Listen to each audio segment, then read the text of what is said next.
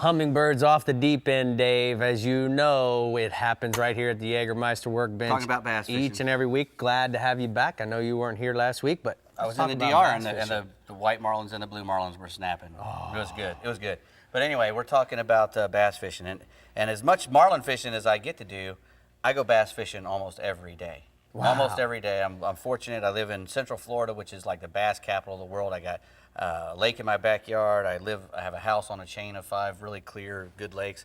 So we're going to talk a little bit about how to locate bass and how you get started. Now, first off, you know, bass are an ambush predators. They're going to be eating like crustaceans, bugs, shrimp, anything that falls in the water that's moving.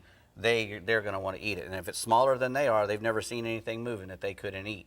So any small things that are moving is what we're looking for. Now, in a lot of the lakes in Florida, we got the shad, and you've heard all these guys talking about the shad. So my favorite bait when I first start off fishing is I go, because when I get there early in the morning, I go for the chug bug. And this is the chug bug and the Tennessee shad.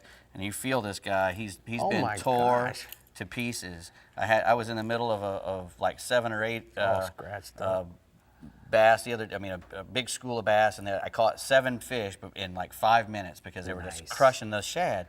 And if you use a shad bait like one of these, or it's very sharp, or one of these shad wraps to troll with and or cast with to cover ground when you first start fishing, that's a good way to get into the bites. Once you say, hey, I'm starting to get bites on that, then you slow down. It's just like marlin fishing where you'll troll fast to get a bite, and then you'll start to slow down. And then if you want to, you can start throwing more crankbaits.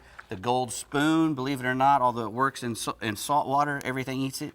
Bass love this gold spoon. They have not stopped eating that spoon. Guys have stopped throwing it, but they still eat it. I see you got lots of plastics, lots of rubbers. Exactly. Once you find that a body of fish or a nice ledge that's holding fish, then you throw out the soft baits because you're working an area slowly. The big bugs, any of the swim baits. My buddy Mark Bedzinski throws this Zoom pumpkin seed green to great effect. He even rigs it one of those old style worm hooks. Yeah. He crushes the bass with that. I prefer a lot of action, so I like to throw the frog. And I also like to use the chug bug and or a spoon or a crankbait because I just hate working stuff real slow. I gotta be moving all the time. It kind of goes with the ADD. Yeah. Well, you're exactly right. in the summertime or in the wintertime, in the summertime you want to use stuff that is moving fast. In the wintertime you want to slow it down. If it's real hot in the summertime, you also want to slow things down and start working on the bottom. That's the time to use a big bug style bait. A rubber bait that you can work on the bottom with a jig head.